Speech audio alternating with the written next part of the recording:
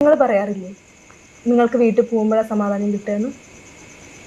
പക്ഷേ എനിക്ക് വീട്ടിൽ പോവാതിരിക്കുമ്പോഴാണ് സമാധാനം കിട്ടുക. അതെന്താടാ നീ ഇങ്ങനെ പറയുന്നേ? ചിലപ്പോൾ ചെറുപ്പത്തെ ട്രോമ ആയിരിക്കാം. അങ്ങനെ ഒരു ഹെൽത്തി ചൈൽഡ്ഹുഡൊന്നും ഇല്ലായിരുന്നു എനിക്കുണ്ടായിരുന്നു. അപ്പയ്ക്കും അമ്മയ്ക്കും ആൺകൊച്ച് വേണമെന്നായിരുന്നു ആഗ്രഹം. ഉണ്ടായത് പെണ്ണാണെന്ന് അറിഞ്ഞപ്പോൾ രണ്ടുപേർക്ക് എന്നെ തീരെ ഇഷ്ടമല്ലായിരുന്നു, തീരെ താല്പര്യമില്ലായിരുന്നു. എന്തോ അവർക്ക് പെൺകൊച്ചുണ്ടായത് എൻ്റെ പ്രശ്നം എന്നാണ് പറഞ്ഞിട്ടുണ്ടായിരുന്നു.